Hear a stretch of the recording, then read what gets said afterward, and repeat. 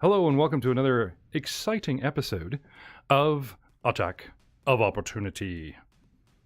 Now, this is my third try at mimicking Matt Witt, and I'll just have to get him back in the studio for these because nobody does the intro like my man Matt. But hello, welcome to another episode of Attack of Opportunity, a special treat for y'all today. First of all, let me say that this is one of the first videos that we are going to stream, not necessarily live, but it will be up there, and it won't necessarily be on our channel. So let me introduce myself.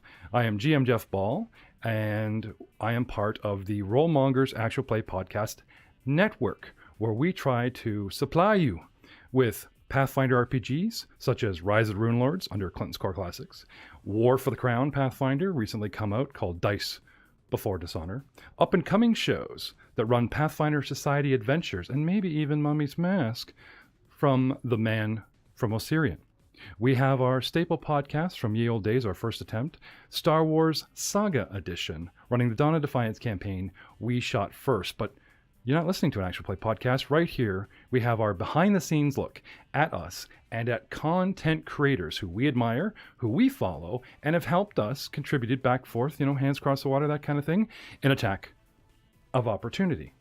It is my distinct pleasure, because I am a personal fan of the man that you are about to meet. Please welcome to the show, Chris Honakala, aka TreantMonk. Now, where have we heard that name before? Why, this is the guy that I personally know has put stuff up on the net, okay, in a lovely color-coded, one color is really good to choose, other colors he's not so fond of character builds. And when I first found Pathfinder, I happened to stumble across his work, post on that, and this guy put a lot of work and a lot of love into these. Now, this is his personal experience. I don't think the man's like a bona fide expert, but just to have somebody break down feats for a class and actually give an explanation of why you would want to have this spell for druid or that spell for druid or this feat coming out of the gate at low level versus this feat later on was, well, it sped my journey along. And I'm really glad to meet you. Chris, thank you so much for being on the show. Thanks, Jeff. So, to start off, you know it, you love it. The very first question, we like to delve deep. Was there a personal point in your life when you discovered that you were a geek, a nerd, one of us? One of us. And by one of us, see this blue Snuggie I'm rocking here? This is close to a monk outfit as I could get going, coupled with the shameless plug of a t-shirt. Hinting at the man from Osirian and perhaps even Matt Witt's Starfinder campaign, but I digress. Chris, tell us about what started your journey into the world of RPG. Okay. Well, as for being a nerd, I think I was born one. I mean, I have no memories of not being into swords and sorcery and science fiction and all that. I went to kindergarten and I was picking up sticks and pretending they were swords. I was introduced to D&D by my brother. That would have been in 1980. I was like 8 or 7, something like that. He had played it with some friends at junior high and brought it home, and we both fell in love with it. I didn't know I was a nerd because I always thought nerds were good at school and wore glasses, and so I didn't fit what I thought the definition of a nerd was until much later. I have an epiphany moment, actually, that where I knew that I was a nerd. And that's the one we're digging for. Okay. I was an adult, and I had moved out of my house, and I had moved in with my best friend as roommates, and we were watching The Simpsons. And in 1993, and there was an episode, and at the very beginning of the episode, they have the different openings, and the Monty Python foot came down and squished them. And we both laughed, because we both loved Monty Python. I mean, he had written the script, typed it out for Monty Python and the Holy Grail for fun. That's where we were. And the episode was Homer Goes to College, where he meets the nerds. And they loved Monty Python and they quoted it. They played D&D. They debated which Star Trek captain was the best. And then it kind of hit me. I'm like, oh, I'm not just a nerd. I'm a stereotypical one. We've all done that. We've all been there. Game master. So that was the moment where it clicked, where I realized I wasn't just unpopular. I was a nerd. How many games have devolved into just suddenly a random part of the Holy Grail being quoted, and then the rest of the movie playing out by everyone at the table in that moment? I've been there. You've been there. You know what I'm talking about. I do. That's absolutely great. I personally also do love Python, but this isn't about me. I'm trying so hard.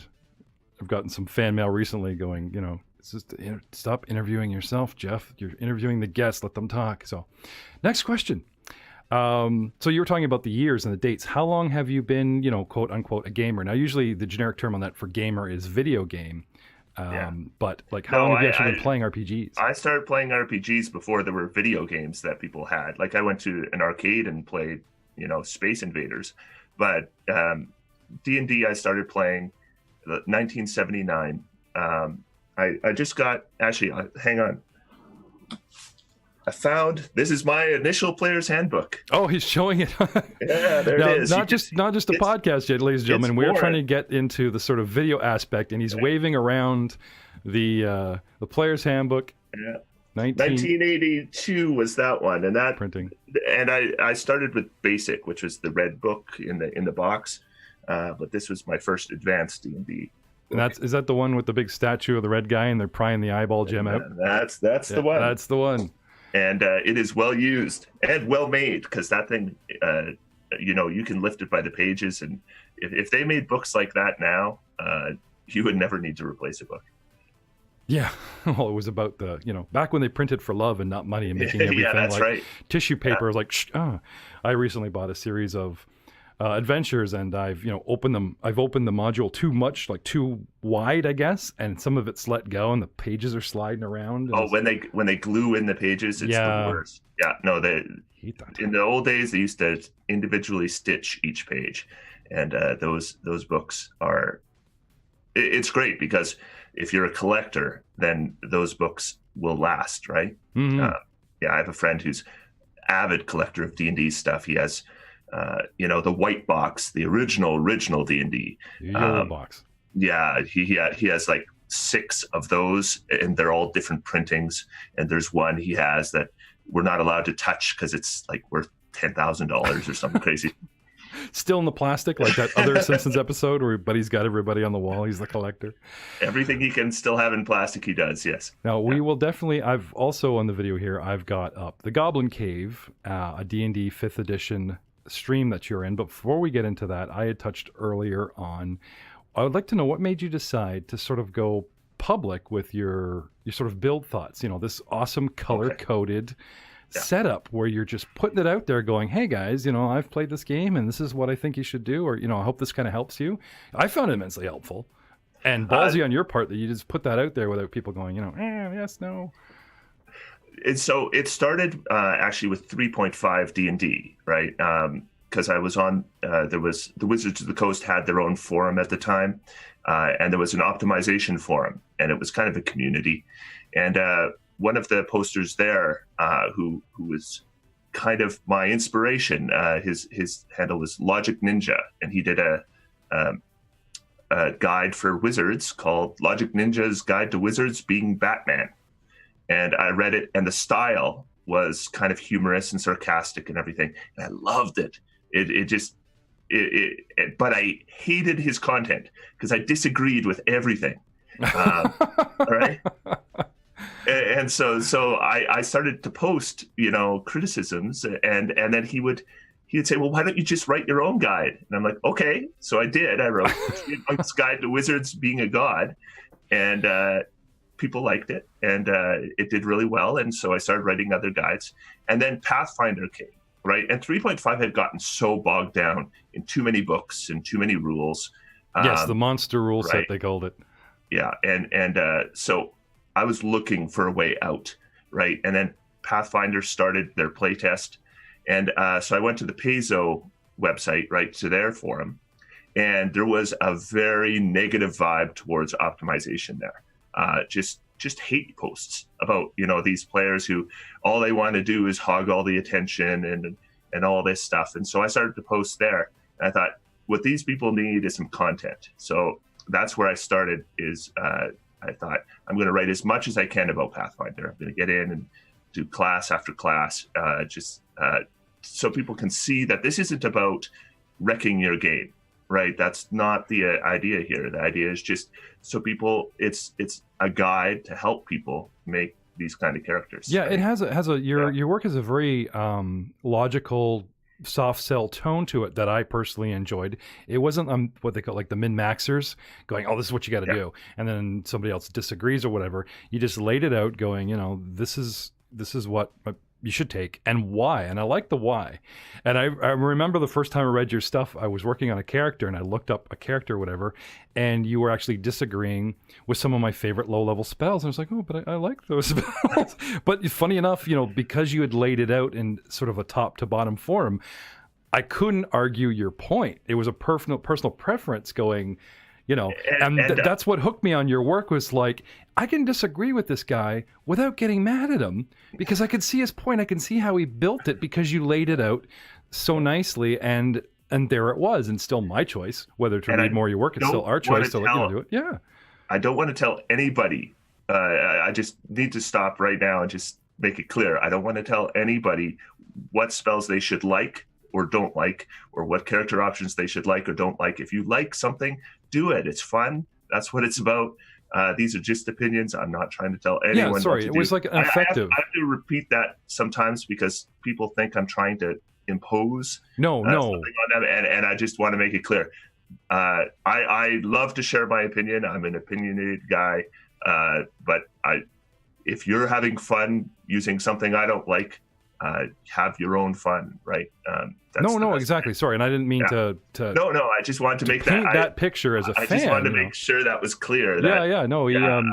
How can we find these layouts? Because, like I said, I found you when you hit the Pathfinder stuff. Do you have a message board that you haunt? Do you have somewhere beside the old wizards? Do you have your own website?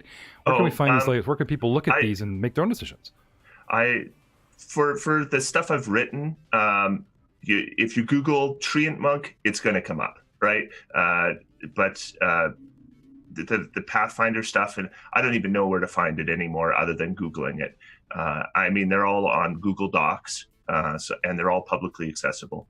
I have a WordPress account where I post new stuff that I've done, but the old stuff, it's out there, right? The Wizards of the Coast site doesn't exist anymore, but a lot of people asked if they could repost my stuff, and I've always said yes. So right on. Now, till I've seen this actual PNG that I've got posted here of a actual treant done up like a monk. He's got his little purple loincloth. He's doing this sideways sort of kick, and he's got his little wooden staff. So a wooden creature holding a wooden staff, I personally find hilarious, but what I really like is how he's got leaves for fingers and has leaves for sort of the Fu Manchu eyebrows and everything going on here. It's a great picture. Is there an actual character in existence out there where you played a treant as a monk?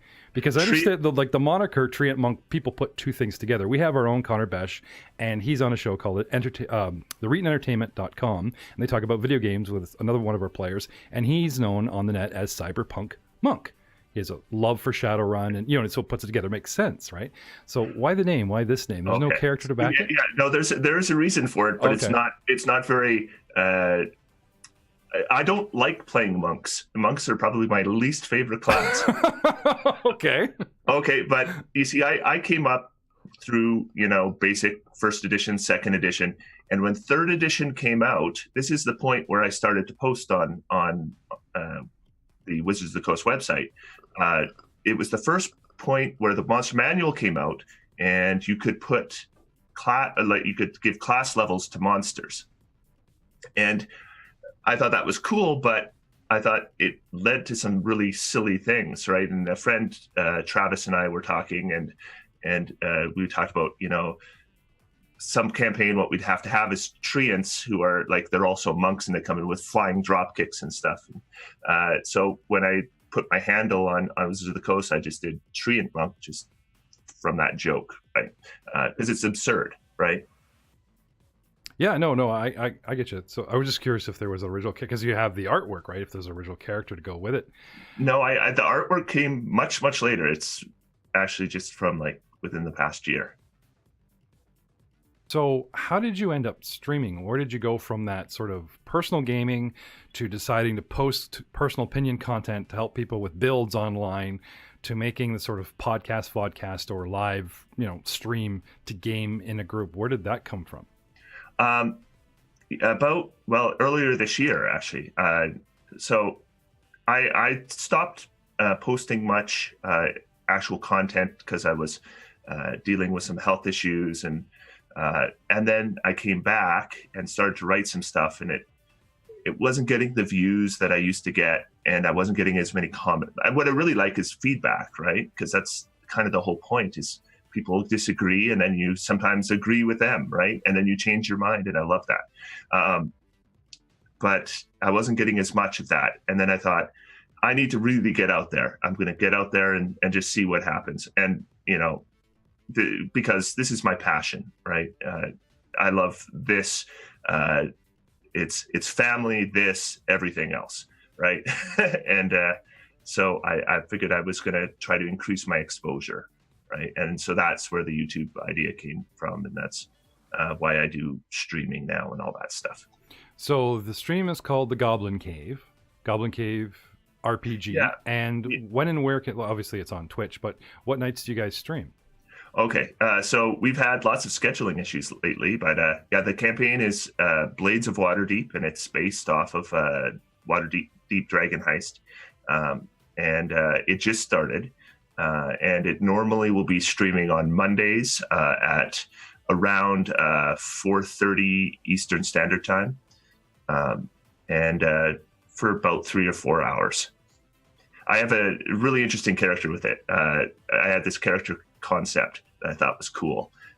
It's a halfling who's a cleric, and he's a trickery cleric who worships Tamora, who's the goddess of luck, and all his spells they appear like somebody just got lucky. So if he casts a cure spell, he just says, "Chi, are you okay?" And then they realize that, I put that drinking flask where I was hit with the weapon, and I'm not hurt as bad as I thought I was, kind of thing. It's cool. Right on. Right. No, that's very clever. The subtle, I love those shows where it looks like, it's a great scene in the Pirates Caribbean, and you see Johnny Depp running around setting up all this stuff, and then the fight ensues, and then he goes around collecting or using that setup in the fight, and it just looks like luck. Or you have that the flask, the Bible, or whatever, stop the bullet, and the guy pulls it last minute, that kind of thing. Yeah. No, that's a great trope. That never gets old. Yeah. So are you involved in any other public projects besides your own work, besides the GoblinCave? Not at the moment. No, I do a YouTube channel. I do the one stream. We'll see what comes up. I'm basically looking for projects right now, so there will be other stuff in the future, I'm sure. Looking for projects, you say? I'm doing a podcast today. Yeah, that's right. And I'm not your only fan. Aidan Willems, who plays Poser, our disgruntled emo Jedi, and plays Raskin in Clinton's Car Classics, is also, as soon as I said your name, he just went nuts. We have fans in the group. They'd love to work with us. Maybe doing some voiceover. But anyway, we'll have to talk about that off camera. Chris, what do you do for a living? I always find it interesting to find out, where the sort of, it's not always that sort of stereotypical, you said you were one, the job set that goes with the mindset. What do you do for a living? I manage a 7-Eleven store. That's what I do. I've worked at 7-Eleven since 1993. So you actually have people who kind of after my big setup going, well, that kind of fits the trope. But think about it, guys. Here's a guy in customer service that deals with every walk of life that's in a hurry, whether it's cigarettes or whatever, right? And you have to engage people because that is your job, whether it's a quiet conversation or 2 minutes of make their day better, or just so that you don't get bored out of your skull, because I've worked convenience back in the day. Do you find that you get any inspiration for characters or voices or anything as these people shuffle through the line? You are good. how you connect those. I've never even thought about that. No. That's why I'm the boss. That's why I'm the idea guy behind the network. Here's the reality. I go to work every day. I plug away. I come home. I collect my check, and then I worry about D&D. It's just I don't dislike my job. It's fine. I like the people I work with. That's important. So I don't dread going to work or anything, but I really don't even think about my life outside of work when I'm there, and I don't think about work when I'm outside of work. Really? So there's no, like, what about the downtime where they just have you doing stock? There's no daydreaming about, or no one has me doing anything. I'm the boss. Really? Yeah. So I go in, I have my list of things I want to accomplish, and then everything goes wrong, and I troubleshoot. And then when my day is over, I go to my car and I get in, and then I start thinking D&D or family or anything other than work. I just totally separate it. Work and play are two totally different things for me. I don't get it's a way to provide for me and my family, and it's fine, but I don't love it. And if I could find a way to connect it to D&D, that'd be cool. I haven't found really a way to do that. I'm so focused on it when I'm there, I don't even think D&D. And then, yeah. Well, if you tried to sell your content like out of the gate, people would find you pretentious. You got to get that sort of free out there, use it if you want. Admiration fans come around and find a way to monetize. Streaming is a good first step, but you are in it, especially 5th edition. There is a sea of streams and podcasts, especially on a Friday night, that you are competing with. But doing it for love before money. I mean, anyone would want to do this. Yeah. And get paid to do it and have fun, that old, love what you do kind of thing. If I can find a way to make a couple bucks doing this, I'll do it. I mean, sure, right? At some point I might earn a little bit of ad revenue from YouTube. That's great. I'll take it. Happy to get any extra income if doing something you love. I mean, that's just perfect, right? But if I never earn a dime, that's fine. I love this.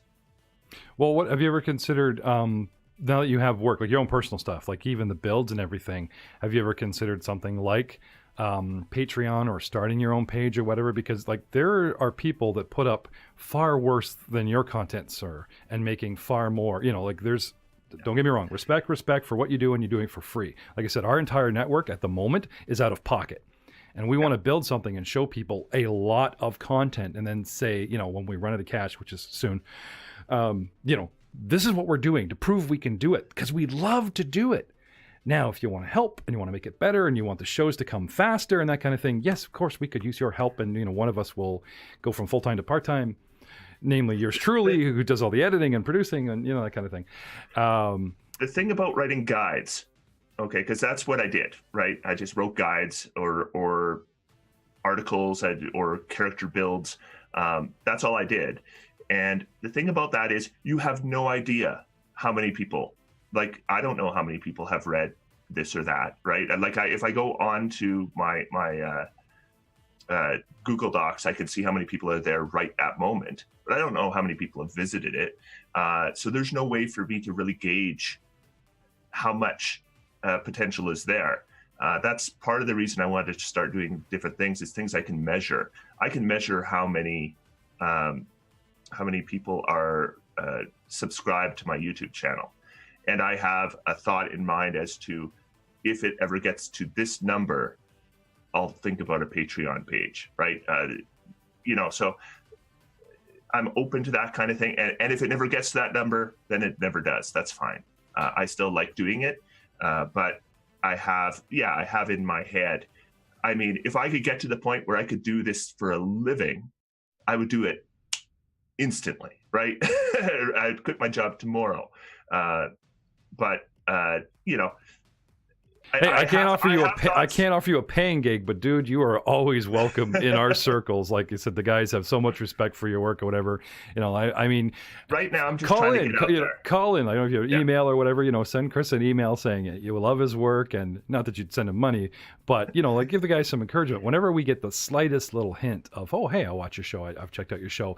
It's miles worth of inspiration for us to keep going, to play when we're tired, for me to burn all my lunch hours and half my days off, and alienating my wife and family, trying to get all this stuff up and out there. I don't think people realize that contact, that even if it's negative and tries to steer, or constructive, trying to steer you in a positive direction. Someone saying, hey, you know, you're a bit heavy on this, you're a bit light on that. That's just my opinion, you know, type of thing. It helps shape you, and it's everything will still move you forward. The worst thing you can be is isolated. So you say you've got a YouTube channel. Is it TreantMonk on YouTube? Yeah, I call it TreantMonk's Temple. When you're talking about feedback, I mean, for sure, anytime somebody tells you that they like your content, whatever it is, oh God, that's huge. But I don't mind the bad stuff as long as they're constructive, right? But some stuff is just hate, right? that stuff sucks.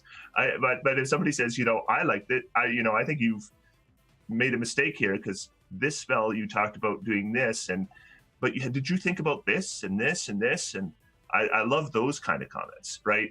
You know, as long as it's not just, you know, poison, right? Yeah, toxic internet, what they call.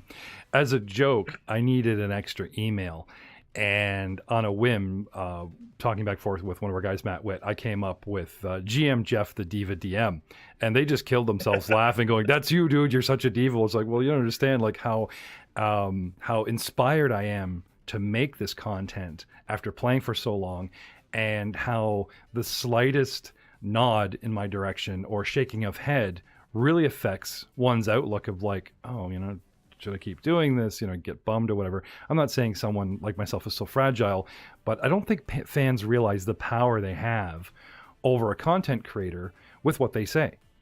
They just, well, we wouldn't do anything publicly if we didn't want response, right?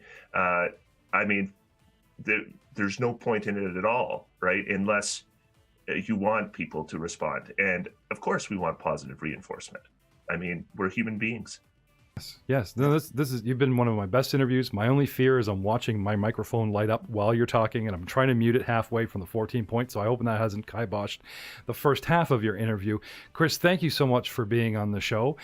Everyone out there, the man needs some attention. He needs some love. Check out his content. Go just type in TreantMonk and see what we're talking about. Agree, disagree. You know, if it's toxic, keep to yourself. Go to his YouTube channel. You know, show him some love. The man goes to a 9-to-5, just like the rest of you. Puts bread, food on the table, and does this for love. So please respect the monk. You know what I'm saying? Chris, thank you so much for being on the show. Thanks, Jeff. This was a lot of fun.